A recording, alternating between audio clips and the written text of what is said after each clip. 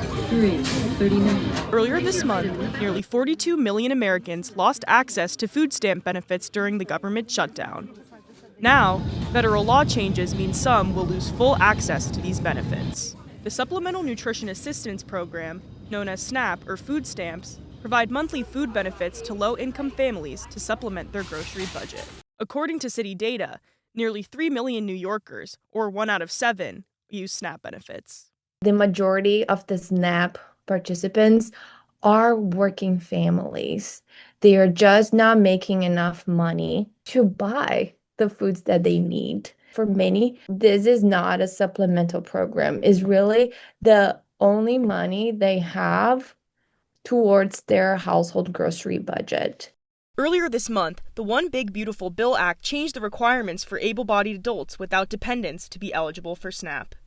Now, adults from 18 to 64 who do not live with children under 14 must meet 80 hours of qualifying work to be eligible. This work can come from paid and unpaid jobs, volunteering, community service, or participation in SNAP employment training programs. Some exemptions, like homelessness, pregnancy, and disability, are available. Annika Osterland's family received SNAP benefits until 2022. They started receiving benefits because her father's cancer prevented him from working.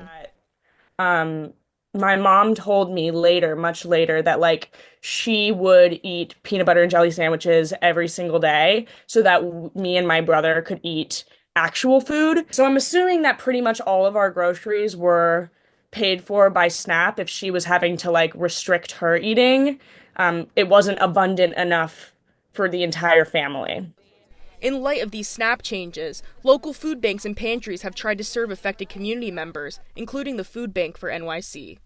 But, as Stephanie Schumann, Director of External Communications, says, no hunger relief organization can fill the void of SNAP.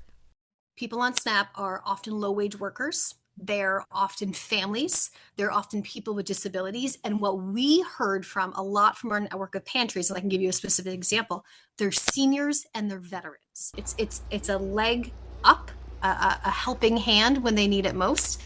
And unfortunately, the misconceptions on the fraud are that SNAP works. Emergency food systems like ours cannot replace those social safety nets that are just vital for the well-being of people all across the country. With these new changes, food policy researchers like NYU professor Angela Trude says vulnerable communities will be the most impacted. Research shows that with a stricter work requirement, we see a disproportional impact on enrollment among individuals with disabilities and also among Black and Hispanic communities. Some of those requirements we will see a lower enrollment among different pockets of the population, and usually are the ones that usually need the most.